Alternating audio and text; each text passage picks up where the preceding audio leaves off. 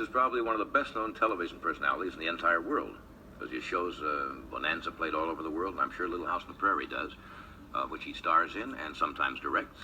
And that's on Monday nights at 8 p.m. on NBC. Thank goodness. Yes. His other series, Father Murphy. Why don't I say that when you say Father? Irish Father Murphy. Yes. Father Murphy will be on NBC Tuesday nights at 8 p.m. November 3rd, and will be a 2-hour premiere show. Would you welcome Michael Landon?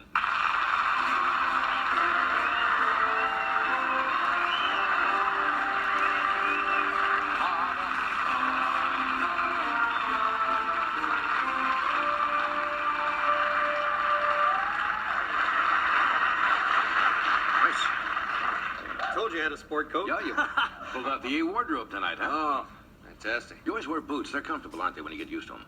Well, I've been wearing them for Yeah. doing television series for 22 years with boots on. So Yeah, but did you wear them before that? Lots of guys do. no, just you need them when you're out there with the horses. Right. Keeps your cuffs out. Of course. You love the World Series? No, I tell you, I didn't. I thought the last game was really, glad to see the Dodgers win. I thought the last game was kind of a bore, to tell you the truth. Did you see Yankee Stadium?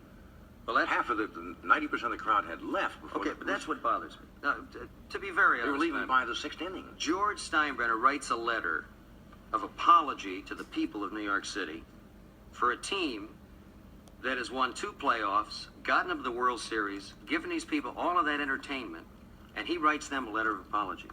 I think the apology should come from the fans in the city of New York who walked out of a ball game. 36,000 people walk out. Before the 7th inning. Before the 7th inning, they walk out. There's 20,000 people left.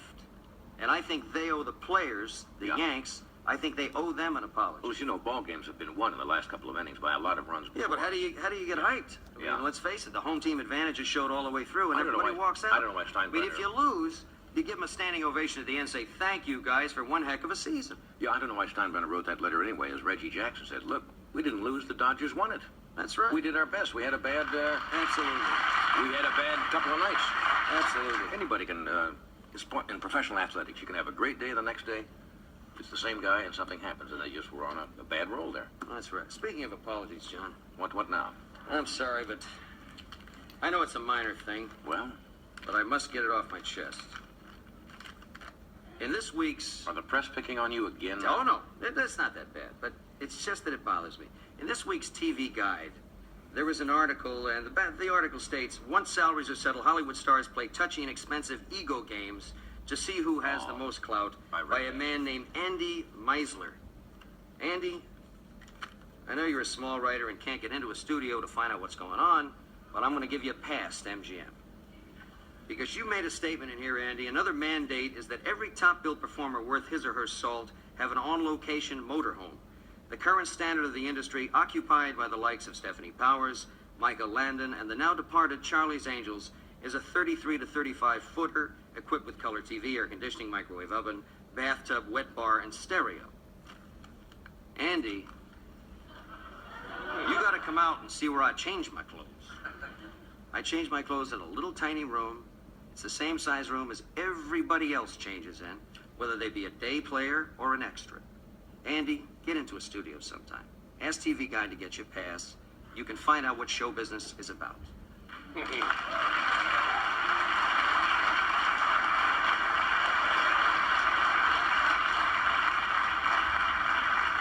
And furthermore, John... Can't you step out in the front porch of the little house and do that?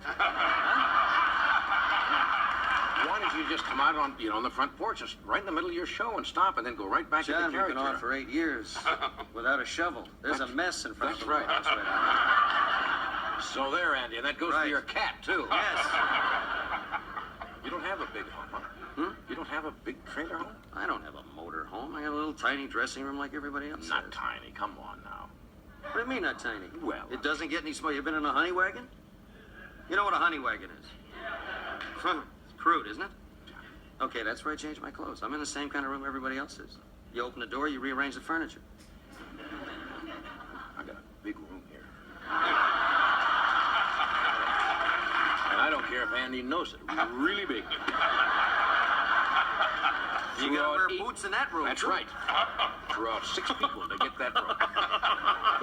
No, I don't. I have just a comfortable little. That's right. It's just plain Formica. Yeah. Formica, nothing. No, it's your room.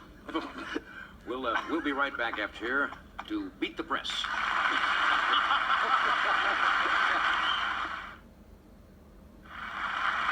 All right, you read something? Since you have a surprise, my secretary, Drew, brought this down. Apparently, this just came in this week. And, do I hear something buzzing? Yes. Okay. It says, Dear Mr. Carson, do you remember somebody by the name of John Lovelace? John Lovelace. Okay. I was wondering if you could help me. Back in the mid-1950s, Michael Landon was my swim instructor at the YMCA here in Santa Barbara. One day in swim class, he pulled me out of the deep end of the pool, and I never got a chance to thank him. True. That's incredible. By the way, I don't think he'd be able to pull me out of the pool anymore. I weigh 320 pounds. Do you remember that? Do I remember it? Fellow by the name of John I think Lovelace? we talked about it at one time, years and years ago. Well, this guy- I was a swimming instructor in Santa Barbara, and the reason it happened was I had a scholarship to school there. Thought I had a job when I came to California. I was just a Right. kid, 17, out of school. And there was no job, and I was starving to death. And I was sleeping in the bathroom at the junior college in Santa Barbara, and a guy came in and said, "You all right?" So I'm just a little bit hungry. And I had a scholarship, an athletic scholarship. So he said, "Would you like to be a swimming instructor?" He just figured I was an athlete and I could do it. He said, "Do you have your life saving?" I said, "Yeah." I didn't bring any of that stuff from Jersey. I couldn't swim a stroke. I was terrified of water. And this is the kid who, darn little rat, he jumped into the deep end while I could stand in shallow water and help these little kids, but I couldn't swim. He jumped in the deep water, and all the mothers are up in the stands watching their kids. And I ran down the edge of the pool, and I thought, this is it, I'm going to die. And I took a breath and jumped in the pool because I couldn't swim and hit the bottom and started bouncing. And I'm reaching up trying to find this kid. And I finally got a hold of him, and I bounced him to the side of the pool and handed him to the head instructor, a guy named Holly Eccles. The old bounce technique of life-saving. And I jumped out of the pool, and I got a standing ovation from the mothers. And the mothers all said to me, "Oh, most of the guys swim over and grab him by the neck and do all this. You were so cute with it." I said, "Well, I try to make it happen." It's true. That's a true Well, anyway, story. John Lovelace, a little tardy thanks you Boy, for that. be a slow bounce But you're now. not going to wouldn't bounce it? him. He'll bounce you out of the pool. Anyway, we got a film clip here about the new show that stars Father Murphy, Right. starring Merlin Olsen. Olsen, who's a good actor. Right. In this particular clip, I think we're going to see it's Merlin and another one of the stars of the show, a very talented young kid named Timmy Gibbs. Right.